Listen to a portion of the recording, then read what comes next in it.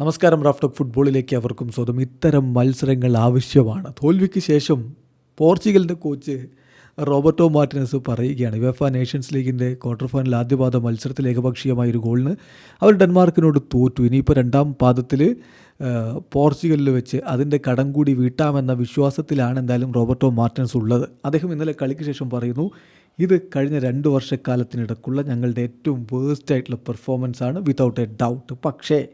പക്ഷേ ഇത്തരത്തിലുള്ള മത്സരങ്ങൾ വേണം. We need games like these.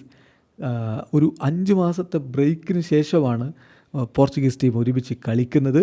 അതുകൊണ്ട് തന്നെ ഈ മത്സരത്തിന് ആവശ്യമായിട്ടുള്ളൊരു ഇൻറ്റൻസിറ്റിയിൽ ഞങ്ങൾക്ക് കളിക്കാൻ പറ്റിയില്ല. ഡെൻമാർക്കിൻ്റെ പ്രഷറാണെങ്കിൽ വളരെ എഫക്റ്റീവായിട്ട് അവർ ചെലുത്തുകയും ചെയ്തു. ഞങ്ങൾക്ക് വേണമെങ്കിൽ ലോങ് ബോളുകൾ വളരെ ഈസിലി കളിക്കാമായിരുന്നു. പക്ഷേ ഒരു ടീം എന്ന നിലയിൽ ഇമ്പ്രൂവ് ചെയ്യാനാണ് ഞങ്ങൾ പരിശ്രമിച്ചത്. പല ഘട്ടങ്ങളിലും ഞങ്ങൾ സ്ട്രഗിൾ ചെയ്തു. പക്ഷേ ഡിയേഗോ കോസ്റ്റ രണ്ടാം പകുതിയിൽ കോൺഫിഡൻസോടുകൂടി കളിക്കാനുള്ളൊരു അവസരം ഞങ്ങൾക്ക് ഉണ്ടാക്കി തന്നിട്ടുണ്ട് എന്നുകൂടി കോച്ച് പറയുന്നത് അത് ശരിയാണ്. ഡിയേഗോ കോസ്റ്റയുടെ കിടിലൻ സേവുകളില്ലായിരുന്നെങ്കിൽ ഇതൊരു 3 ഗോളിന് 4 ഗോളിന് തോറ്റുപോയേനെ. അങ്ങനെയെങ്കിൽ പിന്നെ രണ്ടാം ഭാഗത്തെക്കുറിച്ച് ചിന്തിക്കേണ്ട കാര്യമേ ഉണ്ടായിരുന്നില്ല. ഇപ്പോൾ എന്തായാലും അദ്ദേഹത്തിൻ്റെ മികച്ച പ്രകടനം കൊണ്ട് രണ്ടാം ഭാഗത്തിൽ ഒറ്റ ഗോളിൻ്റെ കടമയല്ലേ ഉള്ളൂ, അത് വീട്ടാൻ കഴിയുമെന്നൊരു ആത്മവിശ്വാസത്തിലാണ് പോർച്ചുഗൽ ഉള്ളത്. വീഡിയോ അവസാനിക്കുന്നു. ഫുട്ബോൾ ലോകത്ത് കൂടുതൽ വിശേഷങ്ങളുമായി റാഫ്റ്റോക്സ് വീണ്ടും എത്താം.